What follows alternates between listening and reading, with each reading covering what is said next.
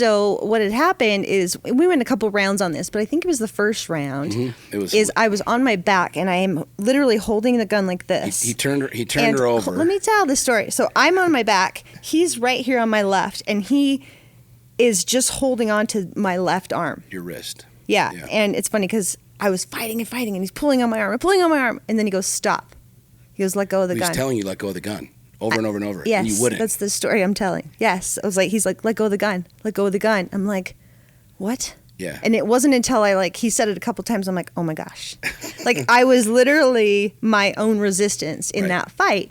And he framed that on purpose because he was wanted to show how. He literally wasn't even touching the gun. He was holding onto my arm. I'm holding onto the gun. And she was so focused on squeezing onto the gun that he's like, let go of the gun. And you're like, you wouldn't. You're like, I can't. I was so determined to not lose that gun. He didn't even have a hand on the gun. Yeah, it was really fascinating. It was to watch. awesome because I remember thinking holy cow, wow.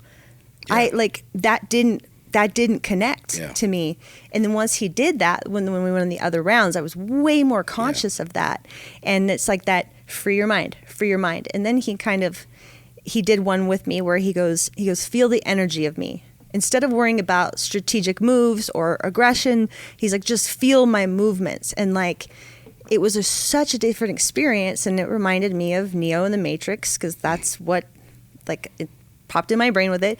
So when you slow down, all of a sudden you're in more control because you're controlling your mind and the reality of what is I'm my own enemy here. All I had to do is let go of the harness and my right hand's free and he's here.